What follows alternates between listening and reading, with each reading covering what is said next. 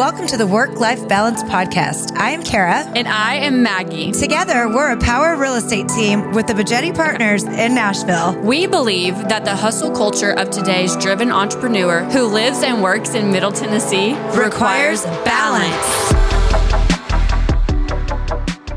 Hey guys, welcome back to Work-Life Balance with Kara and Maggie. Welcome back. Welcome back. So today we are going to talk about seller's market versus buyer's market and what it looks like for us in Middle Tennessee right now. Okay, drum roll. What do you think it is? What do I think it is? Oh, you threw that for a loop.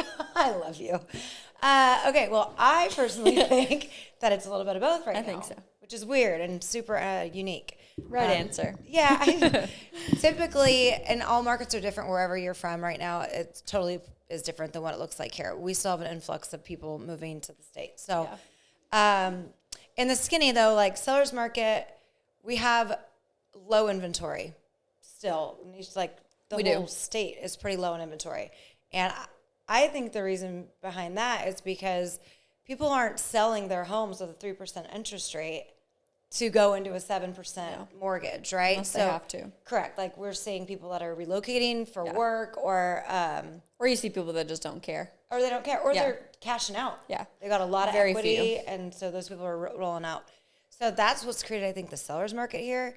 A little bit of the buyer's market in, what do you say, like the middle 3, 4, 500,000s where we're still being able to negotiate. Yeah.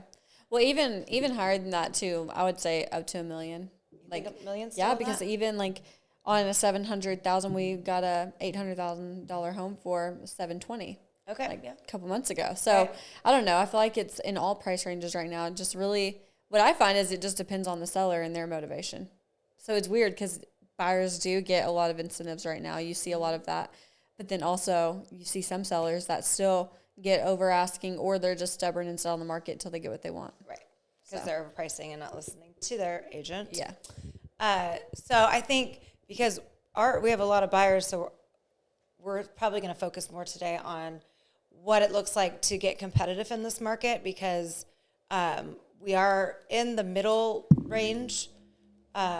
We've been competing against multiple offers again. Yeah, we have. And so what does it look like on that? What does it look like to make yourself the best you can do on paper, right? Yeah. So there's different ways to do it.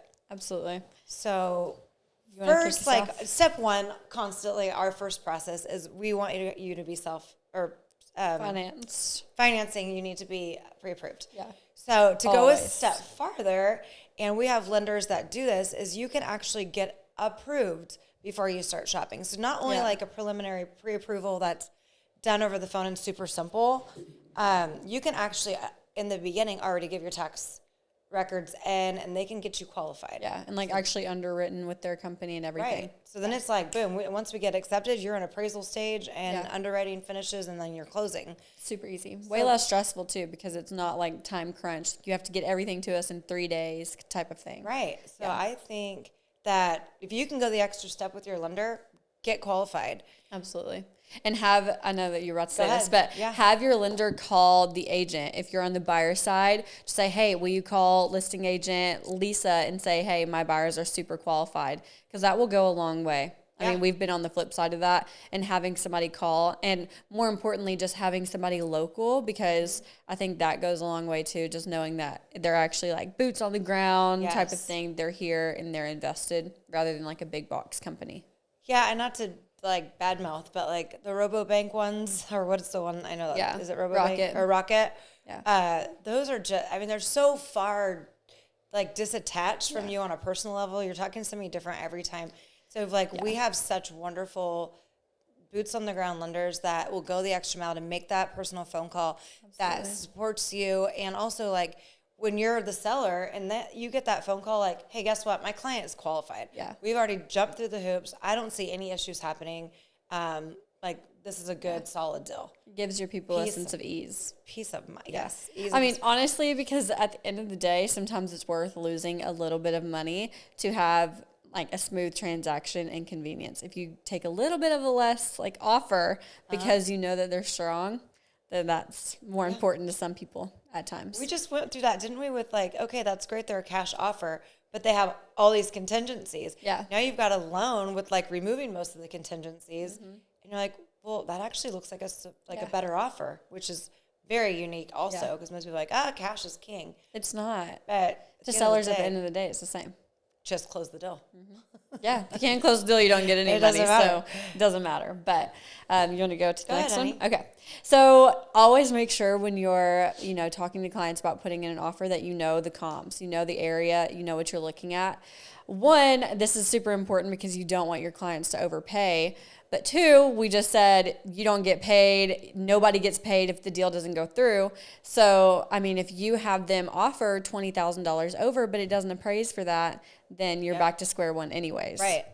So I think yes, when it comes to the comps, it's being very educated that's our job, is we have to know what's happening in that market. There's nothing more offensive to a seller that actually priced correctly than Joe Schmo comes in and says, whatever, the house is only worth $100,000 less than that. Yeah. You have to kind of tread lightly, because if you offend the seller, you're probably going to get a flat rejection. You're not going to get a counter offer. So your agent needs to kind of direct you, and actually the comps support the price. Yeah. And the opposite. The comps don't support the price. He's like well-wishing on this one, and it's not going to go for that price. Then that's when we can make an educated decision on what does that offer look like. Yeah. And so that's...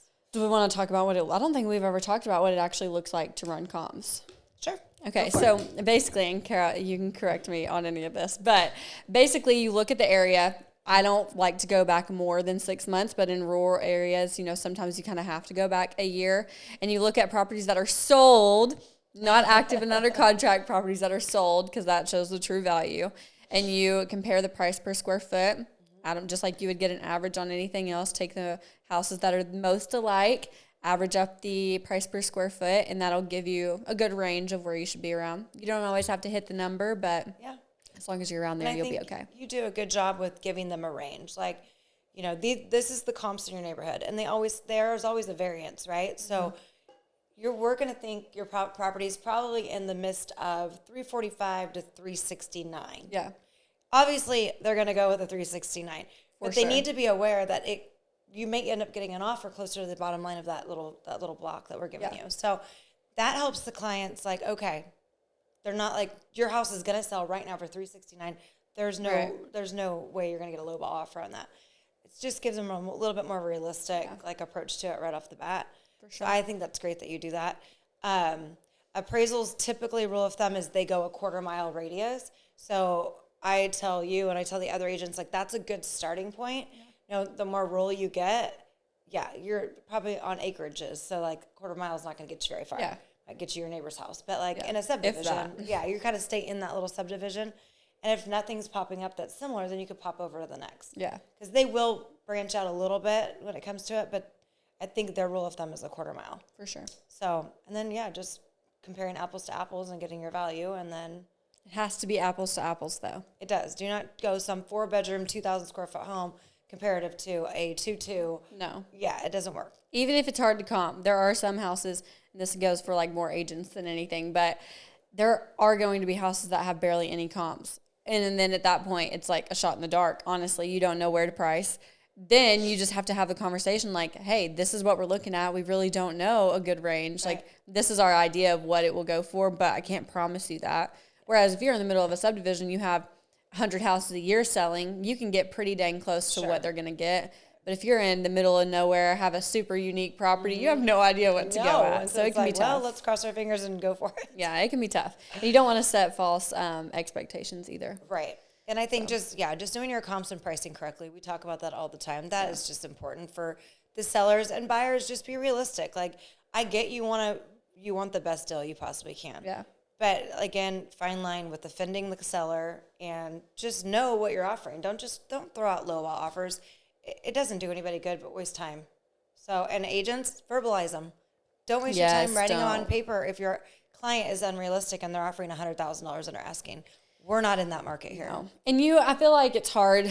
I mean, I can speak on this because being new, like, you don't really want to say, oh, I don't want to offer that, because you want to make offers. You want to get stuff under contract.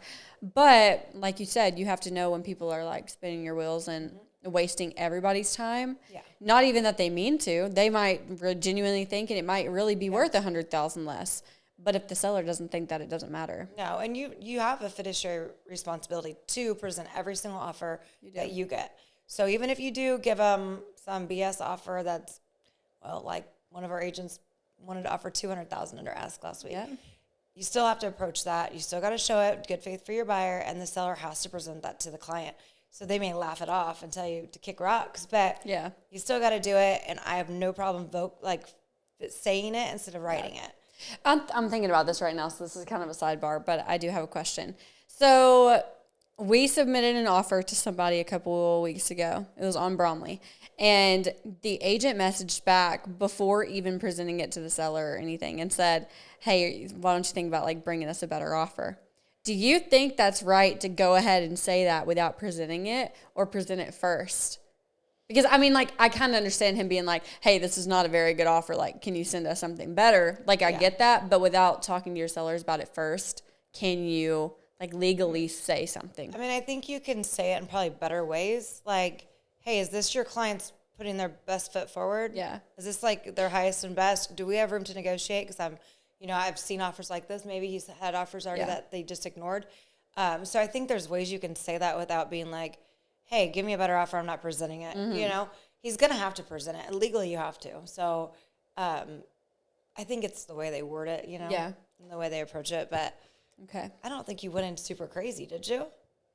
No. Well, I mean, it definitely, Maggie. it was not the best offer at first, but it was also like their first day on the market. So it wasn't anything crazy, but also I was like, yeah, they're not going to accept this. I've gotten to the point now where I feel like I can be more honest with people than in the beginning, even though I don't feel like I was ever dishonest, but I can share a little bit more of my thoughts because I have a little bit more knowledge of everything. But yeah, I was like, they're not going to accept this. Like, I just want you to know they are one day on the market and you're giving them an offer $10,000 under and asking for like all of these things. And so I was like, they're not going to accept this. And they didn't go less than ask. Right. I mean, we ended up giving an ask price for it. Now we're in contract. So we're about to close. Typical buyer. Yeah. Everybody wants to win. And that's the ultimate goal at the end, right? Seller gets a good amount of money and the buyer gets a deal and they both walk away happy. And then that's the best scenario. That's what we're supposed to do. So, all right, take us to number 3. Okay. So again, we're trying to be competitive on our offer. So there's different ways to change the contingencies. So on the contingency part of the contract, you've got inspections, you've got appraisals, you've got the home sale contingency, and you've got financing. Yep. So there's different things that you can do to make those more appealing to the seller. So the first one we'll talk about is inspections. So clearly you can waive inspections completely, and we do that often when you're either a newer home or your clients are pretty well versed in construction and they're not concerned about it. Or if they're paying cash and they realize they're buying kind of a piece of shit and they're going to have to put money into it. And it's going to be a rental and they're just aware and they've been in the market before.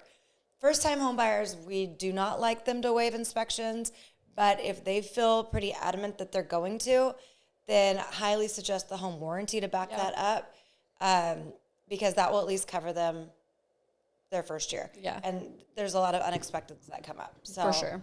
I mean, especially older homes. Yeah. So that's what I would say.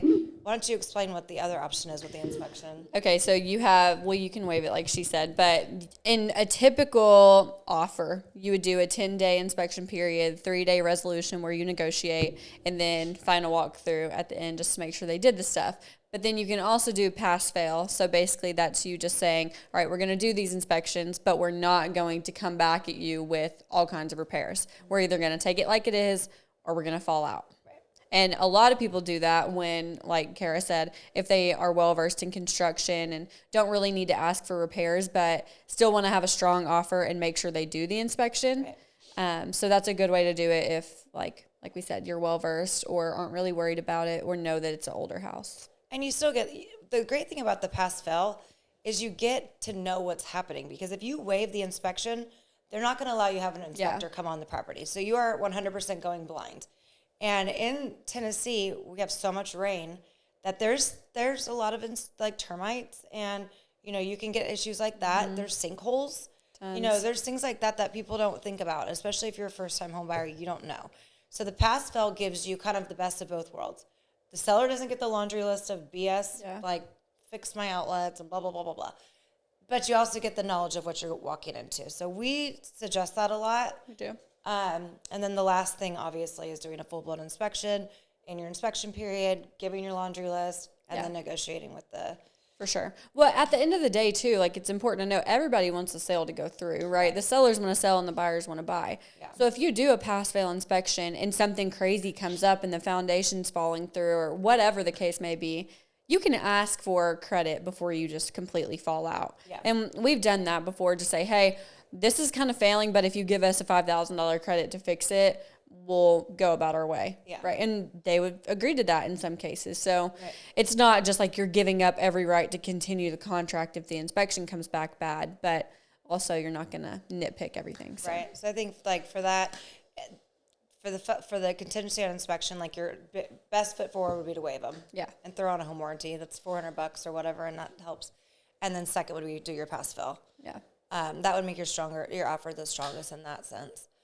Okay, moving on to the appraisal. So the appraisal removal is great if your client has cash. Yeah. And that is 100% sellers love it. Usually in a seller's market, they've priced a little higher because they have that flexibility to do so because there's lower inventory. So they may be priced a little bit more than the appraised value. That happens. So if we waive the appraisal, then that's fine. Then we just need to know that if it comes in a different value, that they're going to pay cash for it. Right. Now, how do we do to protect us in that situation?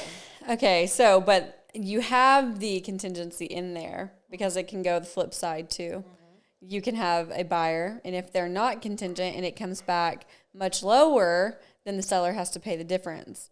But if it's not contingent and it comes back much higher, you have to bring it, right? But that's also really bad for the seller too, because if our buyer is contingent on appraisal and they're giving $425 and the sales price, say the appraiser comes back and says, no, this should be $350. Right. The seller has to negotiate almost $100,000. Like, that's a lot. Right. So it can go both ways, but it has to be in there to protect you because, like I said, you could end up paying a lot of money out of pocket. Yeah, but we're trying. If we're making it the strongest offer, that would be probably our best if they've got the cash. Yes.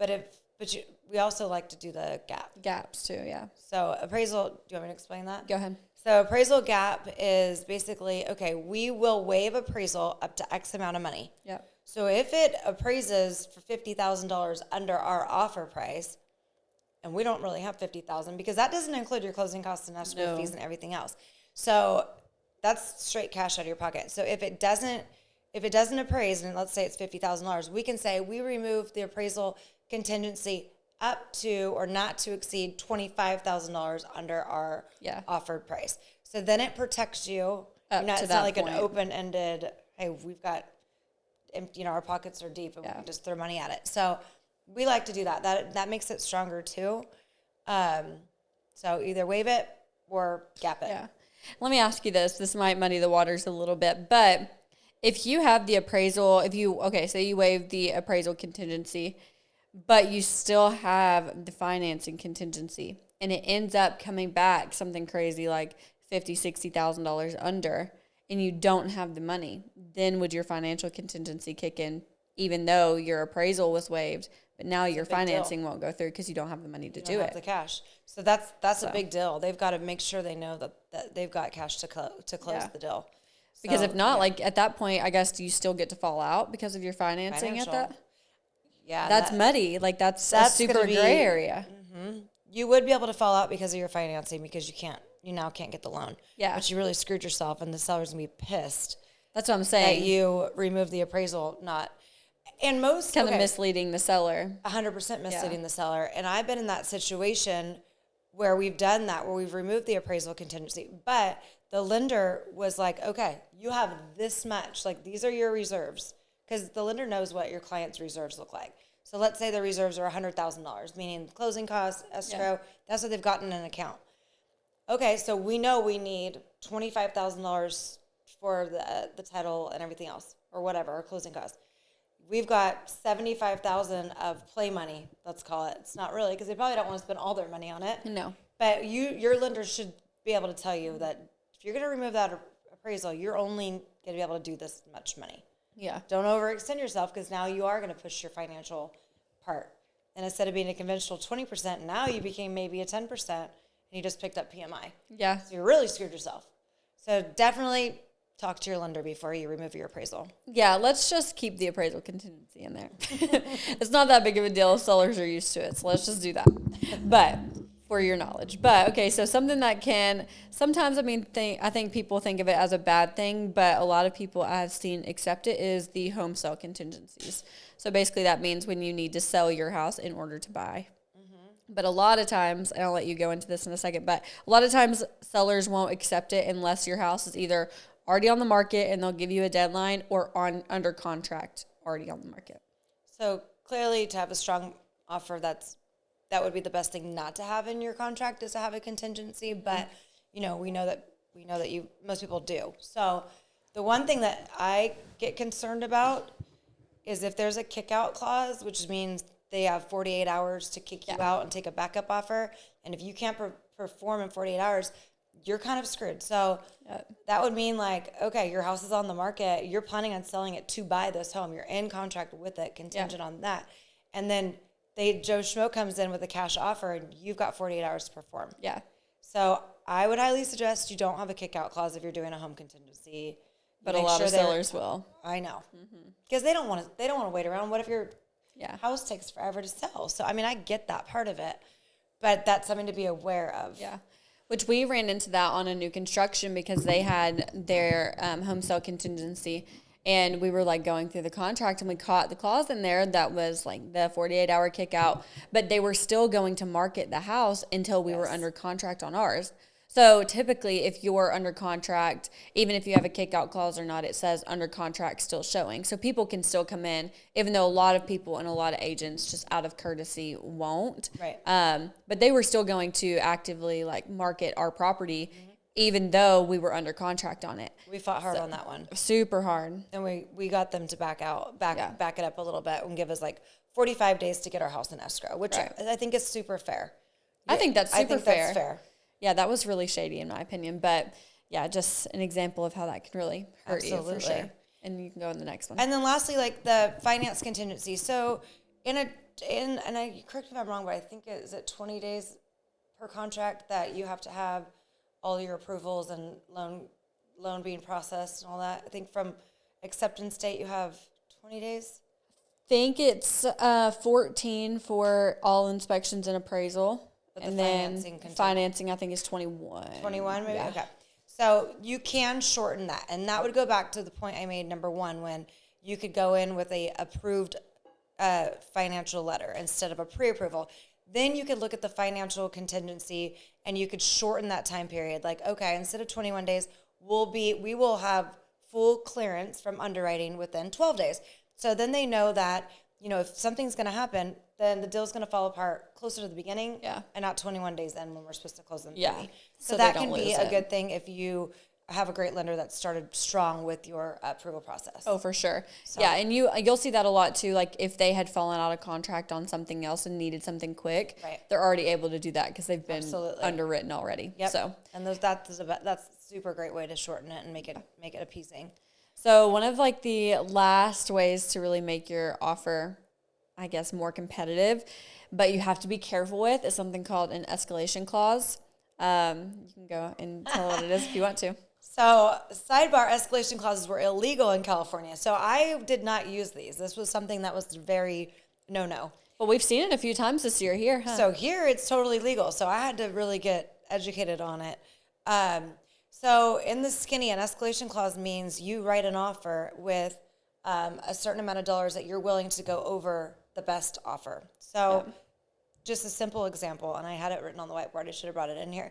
But okay, so your offer is $200,000 with an escalation clause of $5,000, meaning you're willing to go $5,000 over the highest offer. So that means if Joe comes in with $215,000, you're now offering $220,000. Yep. So that can go real fast. So you got to be careful, because if somebody else comes in with $250,000, now you're offering $255,000 when your original offer was $200,000.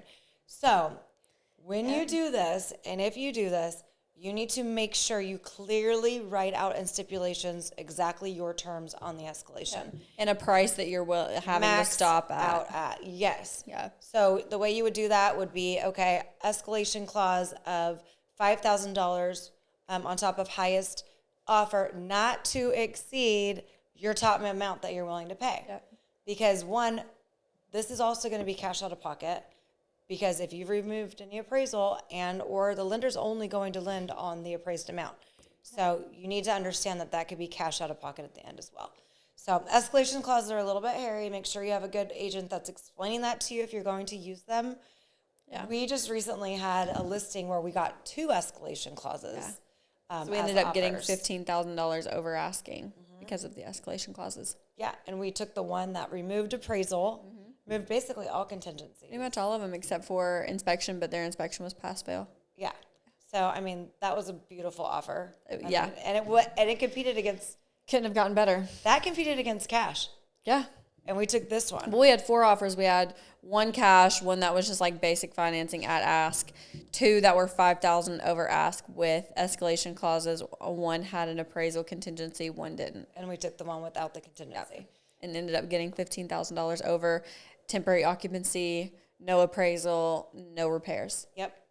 Like, so smooth. And that brings me one other thing that I didn't know was, okay, so this is another great idea when you're making a competitive offer, is when you call the agent, because our process is we call the agent before we show it to find out if there's offers. We call the agent after we've shown it and we're submitting. And when you're calling to submit or talk to them before submitting, you should be asking, is there anything particular that the seller needs that can make our offer look better? Do they need temporary occupancy? Most people do. So if so, and we know that up front, we can throw that in the offer, and that makes us look like, hey, guess what? We're here to help the seller make this an easy absolutely process as well.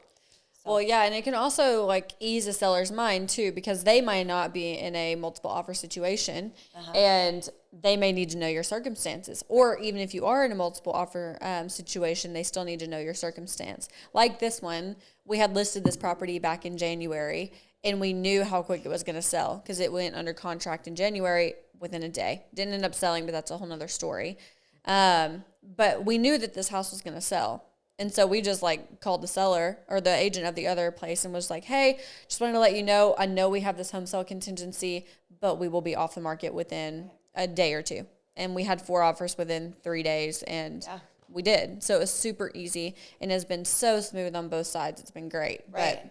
And I mean, that's like the ideal situation. Yeah, but they wouldn't know that because then they would just see in your offer home sale contingency, and you could have a house in the middle of nowhere that nobody wants, and how would they know? Right. So I think that's the thing. And then also after you submit, we always call and say, hey, these are the terms. So those are things, right, that even that phone call, hey, this is Kara. I'm calling to let you know that I just submitted the offer, and let me give you a rundown real quick of what the offer looks like. That creates a rapport between you and the other agent.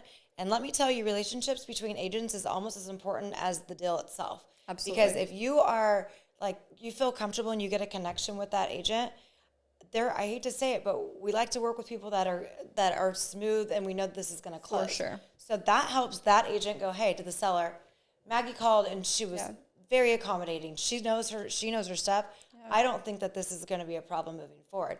That's going to go a long ways. Oh, for sure. So I would highly suggest you make those phone calls. And it's so funny how even like now I'll see on the MLS people that I've worked with before on certain properties, like, oh, I know that would be a smooth one, or, oh, that would be a bad one. Right. Like we've said that before. If certain people are on it, it's like, oh, do we really want to show that? Like some people are hard to work with, but then some are like so great. I think every agent I'm working with on the other side right now is so great. And I love that. It's just so Count smooth. your blessings on that one. All of them are so smooth. I'm like, knock on wood really quick, but it's so nice to have other people that are great to work with. So I know, I agree. So in this like recap real quick, like we're just in a different market right now, which is unique and great and all the things, but we're focusing a lot on how we can beat the other offers because we are competing right again. So should we just recap them super quick? Sure. And I want to point out something that you said at the very beginning. every single market is so different. I feel like there's been so many blanket statements as far as the market across the country. And I just don't feel like a lot of those blanket statements apply to us in Middle Tennessee because we still have a hot market here. Yeah. And it's not slowing down. I talked to somebody last night and they were like, I'm just scared about what's going to happen with the market here. I'm like, what's going to happen is we're the next California. Like we're not going to, which I don't know for sure, but I don't think we're going to see a huge crash. I think prices are just higher here now. Yeah. Like it's the next New York. It's the next California, LA. It's the next Chicago. And I think everybody here just doesn't want to accept that because every single market is so dependent on geography and where you're at. Right. And I don't think ours is slowing down. No. And we've talked about it before. There's so many advantages to living in Tennessee. Yeah. And for us, when we moved, sidebar, but it was mostly like, okay, obviously politics, schools, it's safe. Like there's so many income tax. Like there's so many beautiful things about it. So we aren't seeing that. Yeah. So that's why we are kind of in a sellers and buyers market because of those reasons. And we have room to grow. We have room to grow. So, but yes, just to recap how you can be competitive, you can make sure you call the agent and let them know you have strong financing, have your lender call them, know the comp so you can price correctly and not get in any sticky situations. Be conscious of what kind of inspections you do and how that can affect your offer too and how you want to go about that. Waiving appraisal might not always be smart, but some people it can be helpful for. Be conscious of home sale contingencies and shorten financial periods. Yeah. And then you can hit the last one. And throw in that escalation clause if you are educated on what you're doing. But yeah, I hope that helps you. We're out there trying our hardest to make these deals. So here we are. This is what we've done and it's worked. Yeah. So anyhow. Hopefully that was helpful. And don't forget to like, share, subscribe. All the things. We say that every time. It's like our tagline. But we will see you next Wednesday. Yeah. Thanks for tuning in. See ya. Bye.